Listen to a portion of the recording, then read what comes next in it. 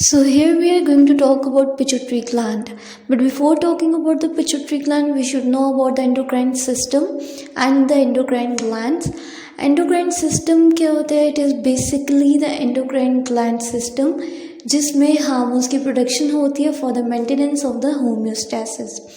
Hormones हमारे पास chemical messengers होते हैं जो कि ब्लड स्ट्रीम में रिलीज हो जाते हैं एंडोक्राइन ग्लैंड्स की थ्रू प्रोड्यूस होने के बाद, और फिर वहाँ ब्लड स्ट्रीम से ये टुवर्ड्स द टारगेटेड सेल्स चाहते हैं जहाँ पे इन्होंने अपना इफेक्ट शो करना होता है at some distance from the hormone release site, यानी कि ये जहाँ से प्रोड्यूस होते हैं, जहाँ पे इनको एंडोक्राइन ग्लैंड्स प्रोड्यूस करते हैं, वहाँ से ये ऑपोजिट साइड पे जहाँ पे इन्होंने अपना इफेक्ट शो करना होता है टू द टारगेटेड सेल्स, ये वहाँ पे through the blood stream pass out हो जाते हैं.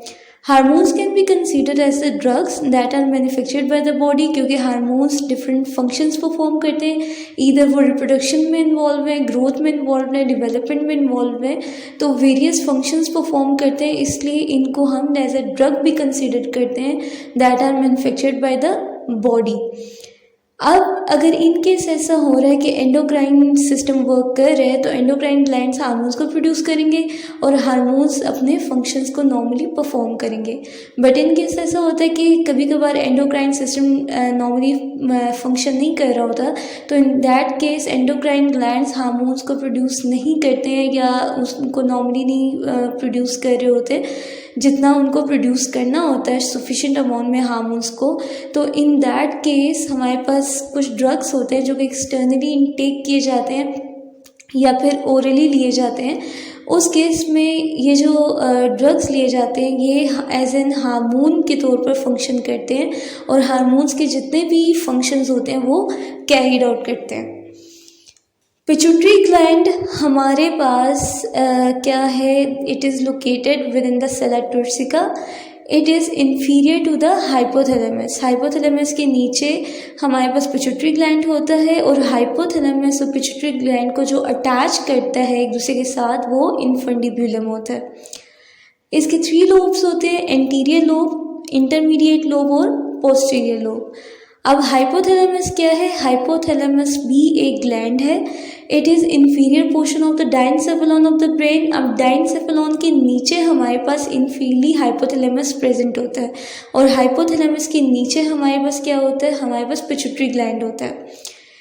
Hypothalamus secrete regulatory hormones. Regulatory hormones में क्या आते हैं? हमारे पास पिट्यूटरी ग्लैंड के एंटीरियर लोब और पोस्टीरियर लोब में जो हार्मोन्स होते हैं वो रेगुलेटरी हार्मोन्स होते हैं. तो हाइपोथैलेमस वो हार्मोन्स को स्क्रीट करता है जो कि एंटीरियर लोब में और पोस्टीरियर लोब में पिट्यूटरी ग्लैंड के प्रेजेंट होते हैं.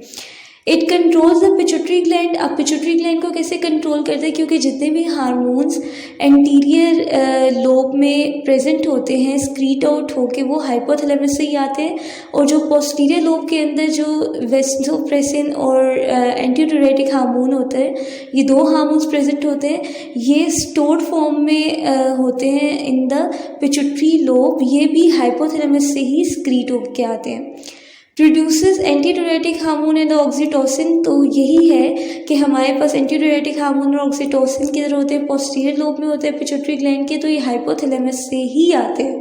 तो दैट्स वाई हाइपोथैलेमस क्या करता है? पिट्यूटरी ग्लैंड को कंट्रोल करता है, क्योंकि जितने भी हार्मोन्स पिट्यूटरी ग्लैंड में प्रेजेंट होते हैं वो सारे के सारे हाइपोथैलेमस ही स्क्रीट कर रहे होते हैं और फिर वो वहाँ से ट्रेवल होकर टूवर्ड्स द पिट्यूटरी ग्लैंड आते हैं. It controls endocrine action of the adrenal glands via the autonomic centers. अब यहाँ पे हमारे पास क्या है? ब्रेन है. ब्रेन का एक छोटा सा अगर हम पार्ट ले लें तो वहाँ पे हाइपोथैलेमस होता है which is inferior to the diencephalon, and hypothalamus के नीचे क्या है? पिट्यूटरी ग्लैंड जो कि इन्फंडिब्यूलम के थ्रू हाइपोथैलेमस के साथ अटैच्ड होता है. एंड पिट्यूटरी ग्लैंड के सराउंड क्या है? हमारे पास सेला टोर्सिका है. हम जो पिट्यूटरी ग्लैंड होता है उसको क्या कहते हैं? एज अ स्टॉक लाइक कहते हैं, क्योंकि it is like a T shaped और अ स्टॉक शेप्ड स्ट्रक्चर. अब इसके 2 लोब्स होते हैं, एंटीरियर लोब और दूसरा पोस्टीरियर लोब है यहाँ पे, और साथ यहाँ पे हमारे पास इंटरमीडिएट लोब भी प्रेजेंट होता है. एंटीरियर लोब हार्मोन्स में हमारे पास 6 हार्मोन्स आ जाते हैं, growth hormone, luteinising hormone, follicle stimulating hormone, thyroid stimulating hormone, anti adrenocorticothyroid hormone और प्रोलैक्टिन। ग्रोथ हार्मोन से क्या होता है कि जब ये स्क्रीट करता है एंटीरियर लोब तो टिश्यू की ग्रोथ बहुत ज़्यादा बॉडी के अंदर इंक्रीज हो जाती है। ल्यूटेनाइजिंग हार्मोन से क्या होता है कि ल्यूटेनाइजिंग हार्मोन की स्क्रीशन से फीमेल्स के अंदर ओव्यूलेशन का प्रोसेस ज़्यादा हो जाता है, एस्ट्रोजन और प्रोजेस्टेरॉन का लेवल बहुत ज़्यादा हाई हो जाएगा। मेल्स के अंदर क्या होता है कि टेस्टोस्टेरोन की सेंसेस बहुत ज़्यादा हो जाती है। फोलिकल स्टिमुलेटिंग हार्मोन में क्या हो रहा होता है कि जब ये स्क्रीट हो रहा होता है इंटीरियर लोब के थ्रू तो फीमेल्स के अंदर फोलिक्यूलर डेवलपमेंट और एस्ट्रोजन सेंसेस बहुत ज़्यादा हो जाती है, जबकि मेल्स के अंदर स्पर्मेटोजेनेसिस का प्रोसेस बहुत ज़्यादा इन्हांस हो जाता है। अब थायराइड स्टिमुलेटिंग हार्मोन जब स्क्रीट होता है बाय द इंटीरियर लोब तो उसमें T3 और T4 की सेंसेस इंक्रीज हो जाती है। एड्रीनोकॉर्टिकोथायराइड हार्मोन जब इसकी स्क्रीशन होगी तो इन दैट केस क्या होगा, it stimulates the production and release of cortisol from the cortex of the adrenal gland. Prolactin में क्या होता है कि इसकी स्क्रीशन से लैक्टेशन जो है वो इनिशिएट होती है। तो ये सारा जो है इन हार्मोन्स का पर्पस होता है। Hormonal release from the pituitary is controlled by the specific hormones और the releasing factors from the hypothalamus. अब हो क्या रहा होता है कि जो एंटीरियर लोब है हमारे पास पिट्यूटरी ग्लैंड का, उसने कितना हार्मोन्स को स्क्रीट करना है या कितना उसने हार्मोन्स को इनहिबिट करवाना है, उनकी स्क्रीशन नहीं करवानी है, वो डिपेंड करता है रिलीजिंग फैक्टर्स के ऊपर ऑफ द हाइपोथैलेमस। अब ये रिलीजिंग फैक्टर्स जो हैं हाइपोथैलेमस से towards the anterior lobe of the pituitary gland आते हैं through the hypothalamic hypophyseal portal vessels. तो ये हमारे पास हाइपोफाइसिल पोर्टल वेसल्स क्या करती हैं, ये हाइपोथैलेमस से पिट्यूटरी ग्लैंड के एंटीरियर लोब की तरफ क्या लेके आती हैं, ये रिलीजिंग फैक्टर्स को लेके आती हैं जो कि सिग्नल्स के तौर पर काम करता है कि हार्मोन्स की स्क्रीशन करवानी है या फिर इनहिबिशन करवानी है या फिर उनको कितना रिलीज करवाना है। हाइपोथैलेमिक हार्मोन्स या फिर हम रिलीजिंग फैक्टर्स कह सकते हैं हाइपोथैलेमस के, उनमें ग्रोथ हार्मोन रिलीजिंग हार्मोन आता है और ग्रोथ हार्मोन इनहिबिटरी हार्मोन आता है। अगर तो ग्रोथ हार्मोन रिलीजिंग हार्मोन है तो उसमें ग्रोथ हार्मोन बहुत ज़्यादा रिलीज़ होना शुरू हो जाएगा, और अगर इनहिबिटरी हार्मोन है तो उसमें ग्रोथ हार्मोन बहुत कम रिलीज़ होता है। Gonadotrophin releasing hormone, in that case luteinising hormone और फोलिकल स्टिमुलेटिंग हार्मोन का लेवल बहुत ज़्यादा हाई हो जाएगा, ये बहुत ज़्यादा स्क्रीट होना शुरू हो जाते हैं।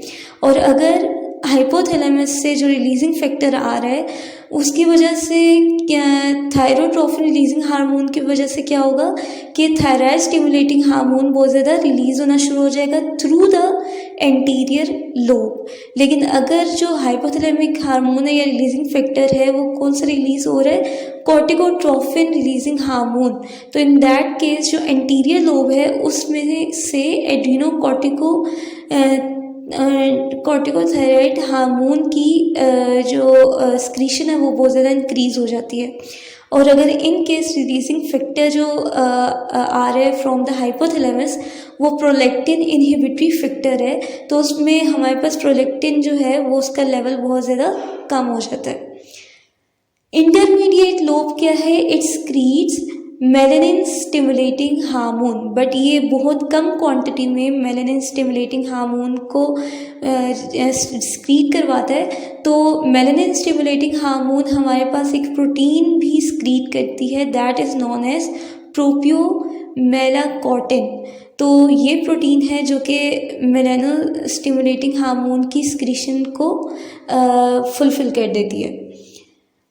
Then melanastimulating hormone or adrenocorticosteroid hormone are the key components of the neuroadeноcrine arrangement known as melanocortin system।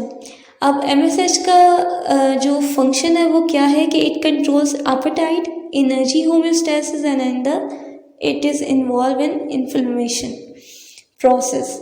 अब पोस्टीरियर लोब आ जाता है। पोस्टीरियर लोब में हमारे पास दो हार्मोन्स आते हैं, anti diuretic hormone. Anti diuretic hormone को हम वेसोप्रेसिन भी कहते हैं, एंड ऑक्सीटोसिन।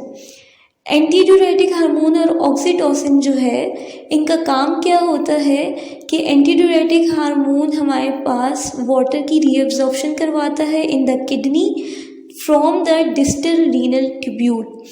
ऑक्सीटोसिन अगर ज़्यादा रिलीज हो रहा है तो वो क्या करवाएगा, यूट्राइन कंट्रैक्शन को बढ़ा देता है, और दूसरा it increases the milk ejection during lactation process. अब होता क्या है कि जो हाइपोथैलेमस होता है उसके अंदर सुप्रा ऑप्टिक न्यूक्लियाई होता है, उसके थ्रू क्या होता है कि एंटी ड्यूरेटिक हार्मोन प्रोड्यूस होता है, और पैरावेंट्रिकुलर न्यूक्लियाई के थ्रू जो हाइपोथैलेमस में प्रेजेंट होता है उसके थ्रू ऑक्सीटोसिन मैन्युफैक्चर होता है। आफ्टरवर्ड्स जो हाइपोथैलेमस होता है उससे डाउनवर्ड ये एंटी ड्यूरेटिक हार्मोन और ऑक्सीटोसिन मैन्युफैक्चरेशन के बाद मूव करते हैं इन्फंडिबुलम से टूवर्ड्स द पिट्यूटरी ग्लैंड, और वहाँ से ये एंटर होते हैं to the posterior lobe for the storage. तो यहाँ पे ये स्टोर हो जाते हैं, और जब नीड होती है तो सिग्नल्स आते हैं थ्रू द हाइपोथैलेमस, और फिर ये रिलीज होते हैं इनटू द बॉडी, और फिर किधर जाते हैं, सिस्टेमिक सर्कुलेशन से टूवर्ड्स द टिश्यूज जाते हैं जहाँ पे इनकी नीड होती है। So this is all about today's topic. I hope so that you understand this topic very easily.